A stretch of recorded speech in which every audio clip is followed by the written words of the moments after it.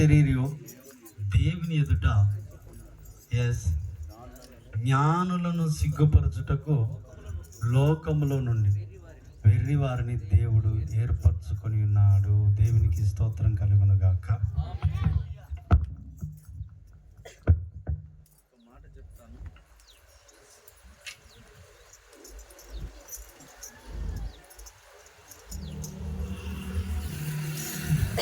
దయచేసి సేవ చేసే వ్యక్తికి ధనం ఉంటే సేవ చేయలేరు. ఇంకా చెప్పాలి అంటే ఘనత ఉంటే సేవ చేయలేరు. చాలామంది ఎంతోమంది బైబిల్ కాలేజీలు చేసి పట్టాలు తీసుకొని ఎన్నెన్నో రకరకాలు చేశారు. అవన్నీ వాళ్ళను చాలామంది చూస్తూ ఉంటాం. రెవరెండు, బిషపు, పోపులు, స్తోత్రం. అది నేను అందాం అనుకున్నాగా నువ్వు అన్నావు నాకంటే ముందే. స్తోత్రం. కనుక వీటన్నిటికంటే లోకములో ఉన్న అంటే ఎవ్వరికి పనికిరాని సాధ్యం ఉన్నది మీరు చూడండి, గమనించండి. చెడిపోయిన దాన్ని దేవుడు బాగు చేస్తాడు, మంచిగా ఉన్న దాన్ని మనిషి ఖరాబ్ చేస్తాడు. మనకున్న గుణం అది, దేవునికి ఉన్న లక్షణం అది. ఒక్క అక్షరం ముక్క రాకుండా చాలామందికి దైవజనులు ఓసన్న గారు ఒక మాట చెప్పాడు, చెప్తాను. బైబిల్ కాలేజీలో వాక్య పరిచర్యకి వెళ్ళినప్పుడు కాలేజీలో ఇట్లా అన్నాడంట, మీలో విదేశీకి వెళ్ళి పరిచర్య చేసే వాళ్ళు ఎంతమంది ఉన్నారో చేతులు ఎత్తామంటే అందరూ కొంతమంది ఆసక్తితో లేచి నిలబడ్డారు. అయ్యా నేను విదేశంకి వెళ్ళాలన్నా. వాళ్ళందరిని చెప్పేసి వీళ్ళందరినీ ఫస్ట్ బయటికి గంటేయమని చెప్పాడు. విదేశీకి సేవ చేసినోడు గొప్పోడు కాదు, తన కుటుంబాన్ని కట్టుకున్నాడు గొప్పడు. దేవునికి స్తోత్రం. రోజున గుణవంతులను చూడట్లేదు, ధనవంతులను చూస్తున్నారు. కుటుంబాన్ని ఏలనోడు సంఘాన్ని ఏలలేడు. నిజంగా మీరు మాదిరి ఎవరి విషయంలో ఏమో కానీ అంటున్నాను, కొంతమంది దుకాణంలో సరుకు తీసుకుపోయినోడు కూడా దుకాణం గురించి చెడు చెప్పేటోడు ఉంటాడు కావచ్చు. కానీ దాన్ని రుచి నేను చూశాను కనుక నీతో కలిసి ఇంతమంది మీ కుటుంబాలందరినీ ఒక దాటి మీద నడిపించడం గొప్పతనం. దేవునికి స్తోత్రం. క్రైస్తవ జీవితంలో మావుడు ఇందాక వస్తుంటే ఒక మాట అన్నాడు, ఒంగోలు ఏం సార్ అది రాత్రి మీరు చూసింది ఏంటిది? ఏ ఊరిలో? ఒంగోలు, పశ్చిమ గోదావరిలో ఎక్కడున్నాడు? పశ్చిమ గోదావరి. నాకేం తెలియదు, నేను చూసిన, మీరు చూసారేమో.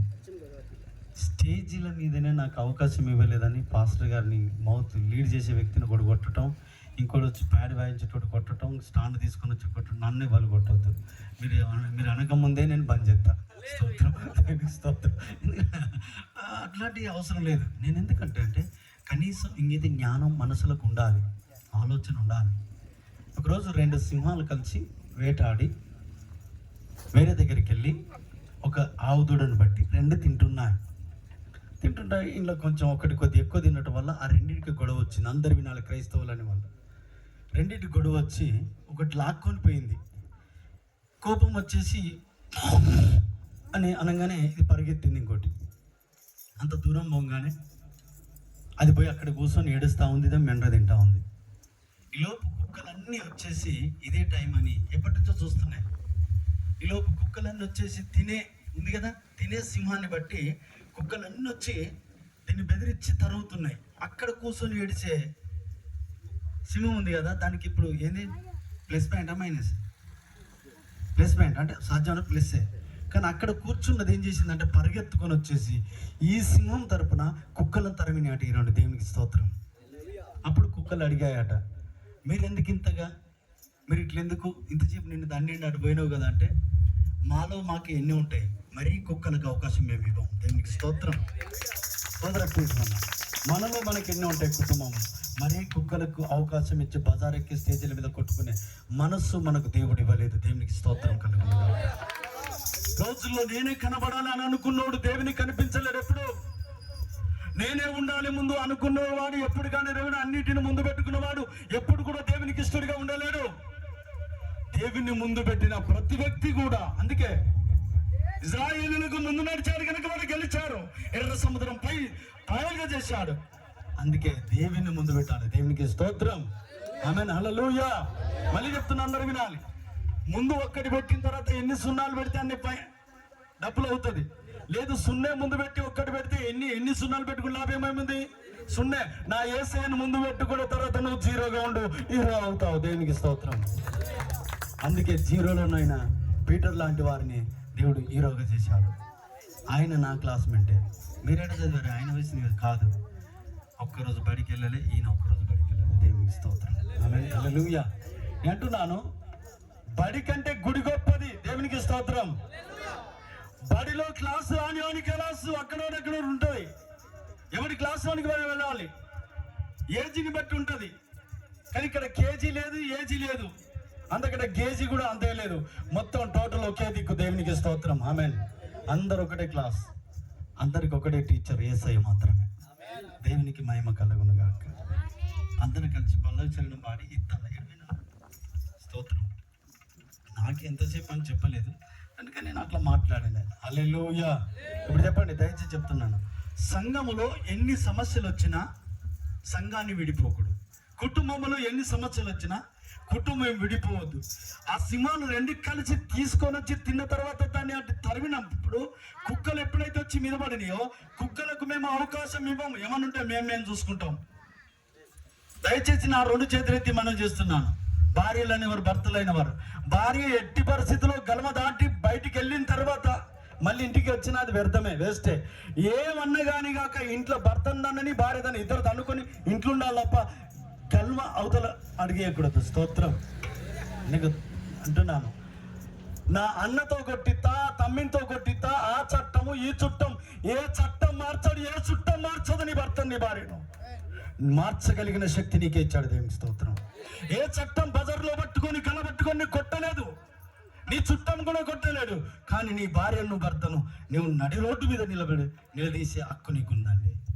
ఇది నేర్చుకోండి. అనవసరంగా కుటుంబాలను, సంఘాలను, సేవకుడు తప్ప ఒక సేవకుడి విషయంలో చాలా ఆశ్చర్యమైన బోధించుకున్న సేవకుడు అన్నాడు, నువ్వు సంఘం నుంచి అని అన్నాడంట సేవకుడు. ఆ విశ్వాసి నవ్వి, పాస్టర్ గారు మళ్ళీ చెప్పండి అని. ఇందులో నుంచి పోరా. పాస్టర్ గారు మీరు పొరపడుతున్నారండి.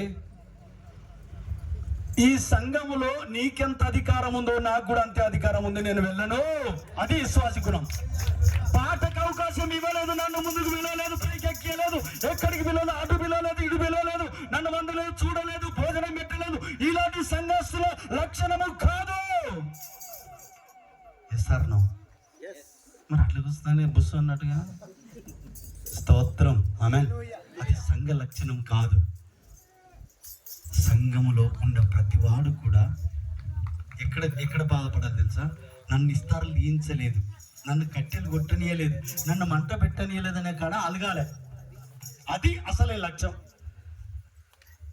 కాయకో యాండోర్ బాపూర్. స్తోత్రం. ఆమేన్, హల్లెలూయా. కాయదో గ్వార్ తో యాండో बुतड़ी कहीं गो वो आज रे भगवान को आज ए बापुर वार्च के इधर बुतड़ी कहीं गो खेल जा रहा है वो वार्च के ना ओ मैं मानन चाहिए बापू कहीं मानन चाहिए दले कल तो पानी पीते को कहीं गो तो मानन चाहिए वो यांडर बुतड़ी है ना हल्लेलूया దేవునికి స్తోత్రం ఆమేన్ హల్లెలూయా మిత్రులారా దయచేసి వినండి ఎందుకు అంటే అలాంటి లక్షణం ఉండకూడదు దేవునికి స్తోత్రం అదే నీ తండ్రి నీ ఇంటిలో చెల్లవంటే 10 మంది పిలిచే అందులో నాకు ఆస్తున్నది అంటావు సంఘము కూడా అదే అని అంటున్నాను ఈ రోజుల్లో సంఘంలో చాలా మంది ఏంటంటే సనుక్కునే సంఘాలు అలిగే సంఘాలు విశ్వాసులందరూ అల్లుళ్ళు పాస్టర్లు మాత్రం మామలు అదేనండి మీరు ఎలా ఉన్నారో నాకు తెలియదు కానీ ఖచ్చితంగా నేను ఎక్కడన్నా మాట్లాడినంటే ఏ మాట మాట్లాడినా అక్కడ ఏ అవసరం ఉందో అదే మాట్లాడుతాడు దేవుడు దేవునికి స్తోత్రం వ్యర్థంగా నేను మాట్లాడను ఏది అవసరం ఉందో అదే మాట్లాడతాను మెకానిక్ని పిలిచినప్పుడు పేలిపోయిన టేప్ వేయాలి మంచిగా వైర్ని తెప్పిపోయేటని పిలవద్దు స్తోత్రం ఆమేన్ హల్లెలూయా నేను వచ్చిన టేప్ వేయడానికి వచ్చాను ఉన్న కరెంటుని మలిపిపోయడానికి నేను రాలేదు అది నా పిలుపు కాదు స్తోత్రం చెప్తాను చేతులు ఎత్తాని హల్లెలూయా నేను గొప్ప కాదు నాకు రెవరెండు ఏ రెండు లేదు దేవునికి స్తోత్రం స్తోత్రం. దేవుని అభిషేకం కలిగి ఉండే అదే గొప్పతనం. ఆమేన్. అందరం కలిసి పాడదామా, ఆడదామా? లేచిన పడతారా? ఒక్క మాటనా, ఒకటే మాటలు లేచిన పడు. ఏం సార్ స్తోత్రం. ఎన్నో రోగాలు వ్యాధులు అన్ని భరిస్తున్నారు, ఎన్నో బాధలు భరిస్తున్నారు. ఒక 5 నిమిషాలు నన్ను భరించాలి, ఏదేమన్నా కానీ. స్తోత్రం చెప్దాం. హల్లెలూయా, హల్లెలూయా. మీకు మీకు నాట్యం అంటే ఎంతమందికి ఇష్టం? అందరికి ఇష్టమేనా? అంటే డీజేది కాదు, అది కాదు. నేను నాట్యం అంటే ఇది కాదు, నేను దేవిని స్తుతించే నాట్యం. స్తోత్రం. ఆమేన్. హల్లెలూయా. పెడతావు మా చెల్లె వాళ్ళు ఎత్తుకపోయిలా. ఇదిగో ఇంత ఒకటే పల్లవి చిన్న నాకు చింతలేదు, చింతలేదు. ఒకటి పెట్టవా, పెడతా.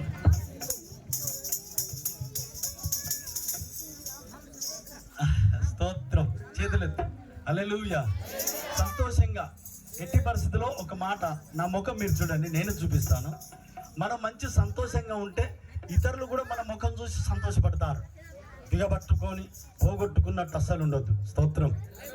ఇలా నవ్వితే మన ముఖం లబ్బర్లా సాగాలి. ముఖం మడితే ఇంత దగ్గరకు ఉండొద్దు, సంతోషంగా ఉండాలి. స్తోత్రం. ఏం పోలేదు, ఏం తెలియదు. స్తోత్రం. తెచ్చింది ఏం లేదు, పోయింది ఏం లేదు. వచ్చినాం పోతాం అంతే. స్తోత్రం. ఆమేన్. హల్లెలూయా. రంది ఉంటే గంజికి దూరం అవుతావు. రంజి పడొద్దు. దేవుడు ఏ సమయం ఏది కావాలో అది ఇస్తాడు. నిన్నడగక ముందే శ్రేష్టమైనవి ఇచ్చావయ్యా, వాటిని ఎరగకుండానే వ్యర్థమైన వాడికి తిని. సూర్యుని నేను అడగలేదు, అడగక మౌనిచ్చావయ్యా. చంద్రుని అడగలేదు, అడగక మౌనిచ్చావయ్యా. ఆకాశాన్ని నిలుచున్న భూమిని నా కొరకే నియమించినావయ్యా, నా కొరకే నియమించినావయ్యా. నిన్నడగక ముందే శ్రేష్టమైన విద్యావయ్యా, వాటిని ఎరగకుండానే వ్యర్థమైన వాటికి తిని. అడగక ముందే దేవుడు ఇచ్చింది వాడిని. ఇన్ని హోల్స్ ఉన్నాక ఇంకా హోల్స్ ఎందుకు పెట్టుకోవాలి? ఏ హోల్స్ పని చేయాలో దేవుడు అన్ని హోల్స్ మంచిగా పెట్టి పంపించాడు. అడగక ముందే ఇచ్చాడు. స్తోత్రం చెప్పు. ఆమేన్. హల్లెలూయా. వద్దుగా ఉన్నాయన్నీ పని చేయడానికి పెట్టండి. ఇదేమన్నా పని చేస్తుందంటే పని చేయదు, పని చేయలేదు. దేవుడు ఆకాశాన్ని, సూర్యుని, నక్షత్ర సమస్తాన్ని దేవుడు మనకి ఇచ్చాడు. సూర్యునికి ఉదయకాలం చెప్తాడంటే, నా పిల్లలకు వెలుగు అంటే ఇస్తున్న దేవునికి స్తోత్రం. అనవసరమైన వాటిని అడుగుతున్నాం. ఇప్పుడు షుగర్ ఇంట్లో కాదు వంటలే, గ్యాస్ ఇంట్లో కాదు వంటలే, ఇవన్నీ ఎక్కడి అంటే ఇది చెప్తే నేను సాయంత్రం దానికి అని చెప్పుకుంటుంటాను. స్తోత్రం. ఒక చిన్న పల్లె చెల్లం పెడతానన్నా, చింతలేదు అనేది ఒకటి ఉంటుంది. కనెక్ట్ చేయలే ఇంకా మీరు చేసి పెట్టండి. అది ఎప్పుడు అయ్యా అది పాస్టర్ సెల్ ఫ్లైట్ ఎక్కియండి. ఫ్లైట్ మనం పాట పాడే మూమెంట్లో ఎవరన్నా ఫోన్ చేస్తారు, వాళ్ళకి ఆత్మ వస్తుంది. అక్కడ మన ఆత్మ పోతుంది. ఇంకా ఎప్పుడు పాట పెట్టినా దయచేసి పెట్టుకోండి, ఫ్లైట్ మోడ్లో పెట్టండి. వాక్యం వినేటప్పుడు ఎప్పుడు కానీ సెల్లుకు మనకు మాట లేకుండా. తల్లి వంట వండేటప్పుడు పిల్లని పండబెట్టి వంట వండుతుంది. పోరి కనుక ఏడ్చిందంటే వంట వండరాదు. ఎస్, ఈ వాక్యం వినేటప్పుడు వాక్యం చెప్పేటోళ్ళు ఇద్దరు కూడా సెల్ స్విచ్ ఆఫ్ పెట్టినప్పుడే ఆ పని సక్సెస్ అవుతుంది. అవునా? ఆమేన్. Thank you. అందరూ చప్పట్లు కొడుతుంది. నాతో కలిసి నేను ఎలా చెప్తాను ఆలోచించండి.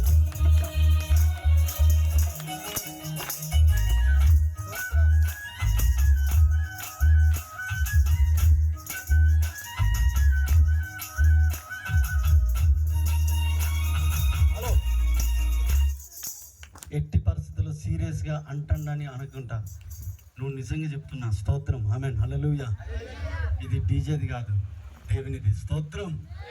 మనల్ని ఇక్కడ ఎగురుతుంటే కూడా విమర్శించేటోళ్ళు ఎవరో కాదు, చెప్తున్నాను. ఎప్పుడైతే బోధ చెప్తామో, బోధ చెప్పేటోనికి శత్రువులు ఎవరు కాదు, ఇన్నటోళ్ళే శత్రువులు. స్తోత్రం. ముందున్నోళ్ళే గుర్తుపెట్టుకోండి. రెడీ?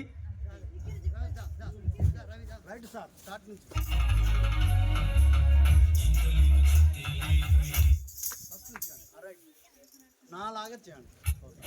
మీకు ఇంకా ఒకవేళ మీకు స్టెప్ వస్తే మీరు పెట్టుకోవచ్చు. Right sir.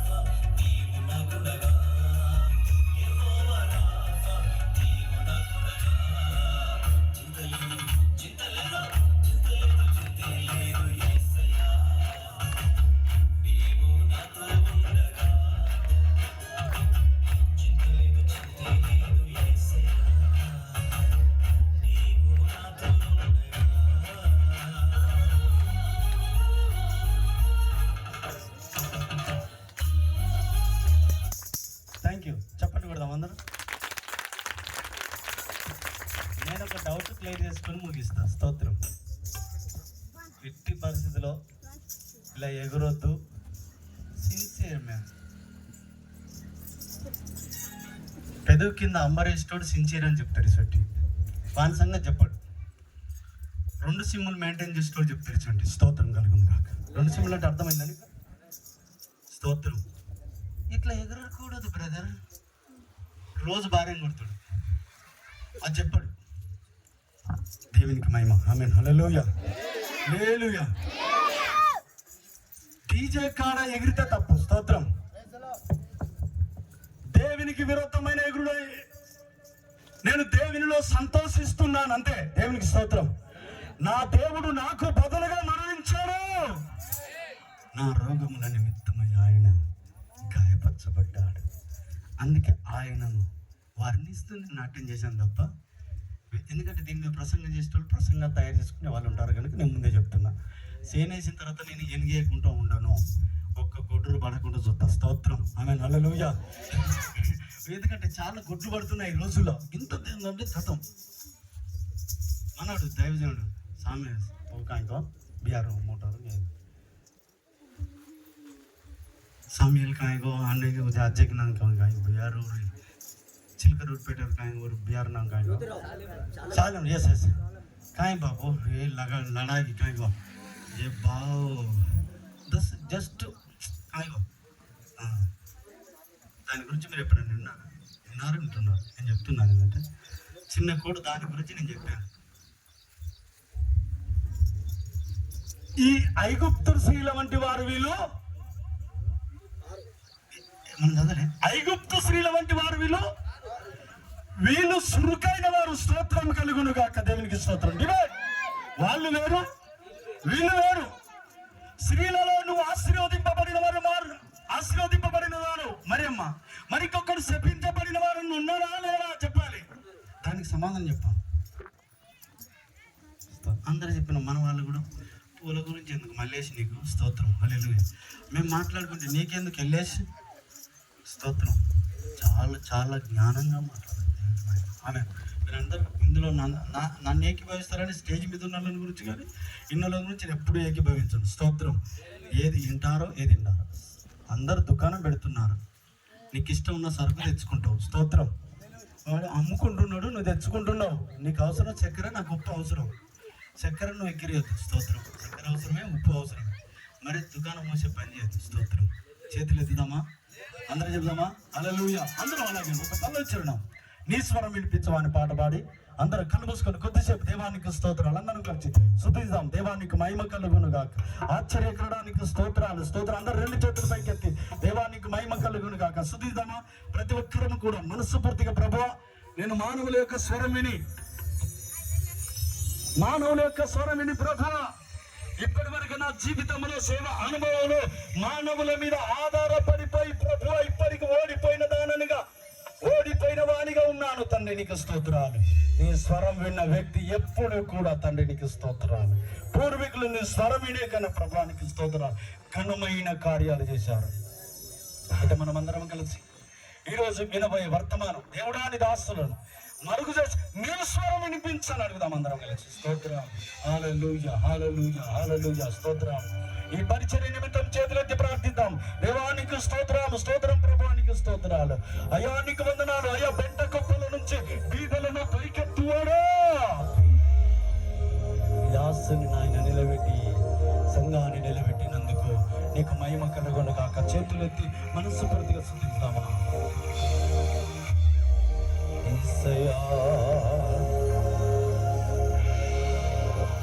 నీ స్వరము వినిపించవా యేసయ్యా, నీ స్వరము వినిపించవా,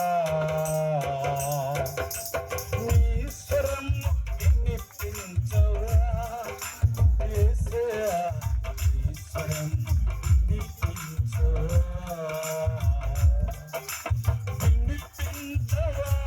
నాకు కనిపించవా, వినిపించవా, నాకు వినిపించవా, ఒక మారు నాకు కనిపించవా.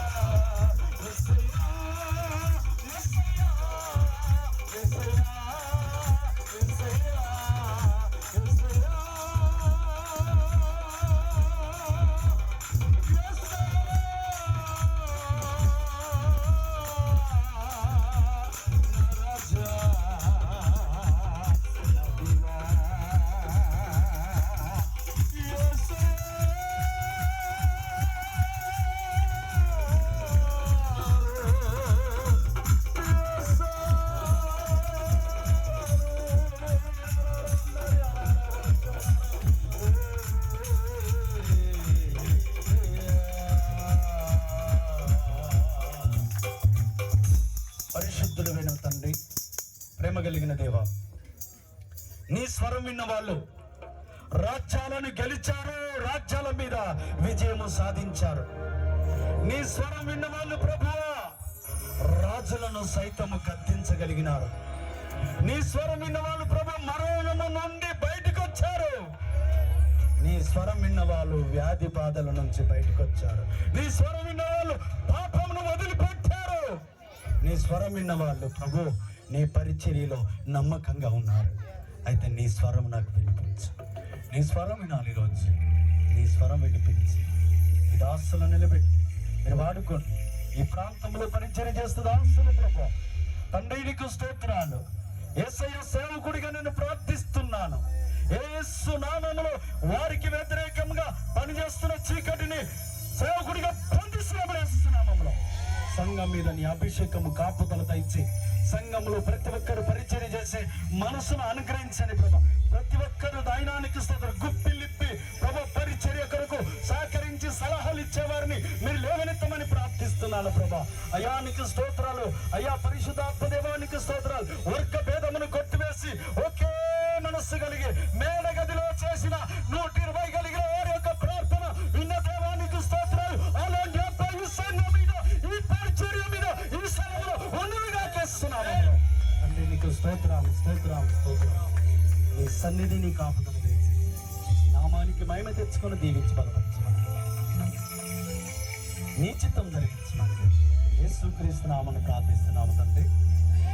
అందరూ చెప్దామా? ఆమె మళ్ళీ చెప్దామా? అమ్మాయి అంటున్నారు, నాకు తెలిసిపోయింది.